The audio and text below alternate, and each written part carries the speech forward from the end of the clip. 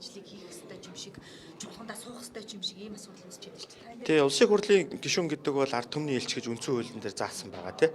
Тэгэхээр ард түмнийхээ элчийн хувьд ард түмнийг төлөөлж энэ парламентын гишүүнээр сонгогдож орж ирсэн хувьд одоо энэ парламентын бүтцийнхаа хурлуудад суух хэрэгтэй. Энэ нь бол одоо намын бүлэг, байнгын хороо, төр хороо, дид хороо чуулган гэсэн хэлбэртэй байж байгаа шүү дээ.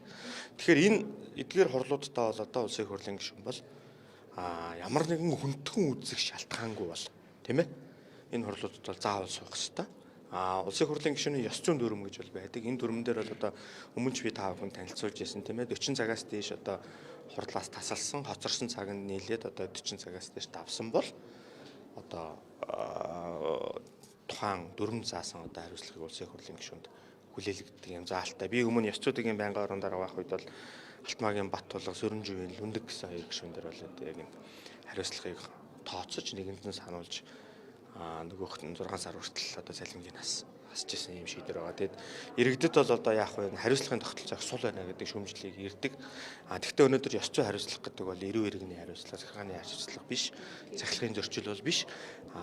Нэг талаараа сул мэл санагдж байгаа боловч нөгөө хариуцлага тооцоолж байгаа хүнд бол одоо бас тийм хөнгөн бол санагддаггүй юм хариуцлага байгаа. Тэгэхээр энэ асуудал дээр бол нэлээд хоттой хандж явах хэрэгтэй гэж үзэж байгаа. Дараагийн асуудал бол одоо энэ улсын хурлын гишүүдийн эрсдэлтэй холбоотой асуудал. Энэ миний дурдсан хурлуудад хэрхэн одоо оролцож байгаа хэсэг талаарх нь бол одоо энэ чуулганыхаа төгсгөлөөр гардаг. Одоо өнөөдөр ингээд намрын чуулган энэ 12 сарда багтаа завсарлах юм уу, 1 сард завсарлах юм уу тэгээд өнцөөл зааснараа 75-аас доош хоног хуралдаад тэгээд завсарлана. Тэгээд завсарласны дараа дээр бол одоо их хурлын намын газар хурлаан зохион байгуулах эрцгийг ингээд цаг минуттай нь бүр ингээд хоцролтой ингээд гаргаад ирнэ. Тэр дотроос бол одоо яг 40 цагаас дээш одоо тасалсан буюу хоцролтой байгаа.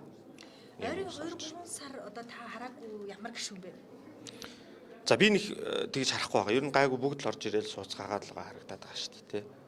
Энэ нөгөө өөрийнхөө одоо эрх ашигыг хамгаалах үед ч албан тушаалын төлөвлөгөөж холбоотой асуудал орж ирэх ч юм уу өөрийнхөө санаачсан хууль орж ирэх үед ирчээд асуудыг тагаалга болчдөг юм гэсэн. Энэ ер нь хинхэн зөв юм. Буруу. Наа чи ямар ч бодлоо. Наадах чи олон гишүүд хэлж байгаа шүү дээ. Томилогдох болохоор орж ирээд шөнө болтол суугаад санал хураагаад гарчдаг. Томилуулцдаг. Асуудал хэлцэх болохоор ингээд алга болчдөг. Ялангуяа салбарын сайд нар дээр одоо энэ шүүмжлүүдийг нийлээдэг гишүүд хэлээд байгаа болтой байдаг. Сүүлийн үед одоо бас сайд нар харьцангуй нэгдсэн жуулгандаа суугаад гишүүдийн асуултанд асуугаад ингээд яваад байгаа дүр зураг л ажиглагдчихж байгаа тий. Ялангуяа холбоотой асуудал дээр нь тийм ээ. Яг одоо чуулганаар бол одоо албан тушаалын томилгоо за төсөвтэй холбоотой гэдэг юм яг төсөв бол ялцчгүй нөгөө өөрийнх нь тойрогтой холбоотой асуудал бас байдаг учраас ингээд эрс өндөр байгаа гэдэг. Эдгээр асуудлууд дээр бусад асуудлууд дээр эрс муу агаад байгаад байгаа нь эргээд одоо энэ гишүүдийн хариуцлагын асуудал ер нь сул агаад холбоотой юм шүү. Ер нь зөвхөн тийм асуудал болгоод л ирээ шүнжэнгөө хуралдаал үр цайдал баг хуралдчихдаг болдог. Тэг яг эрс муу гэдгийг одоо ямар байдлаар авч үзэх үү гэдэг асуудал байгаа юм. Анх чуулганы нээлт болоход одоо тий өнөөдрийн чуулган 10 цагаас суралтнаа гэхэд эрчэнд хүрэхгүй одоо ингээд нэг 11 ч байдаг юм 12 ч байдаг юм ингээд хойшлоо цаг сунаад байвал энэ нэг эрч зөрөхгүй асуудал мөн үгүй вэ мөн тий нөгөө асуудал нь одоо яг ингээд чуулган эрчэндээ өрөөд хуралцсан хэдий боловч санал хураах явцын үед одоо бас эрч зөрөхгүй байх юм нөхцөл байдал бол бий болдог тийм ээ өнөөдөр ингээд санал хураалт явуулахад бол эрч зөрөхээргүй байна гэдэг. Одоо жишээлбэл яг бас улсын хурлын гишүүдийг мэдээж энэ хуралдаа суух нь чухал үүрэг.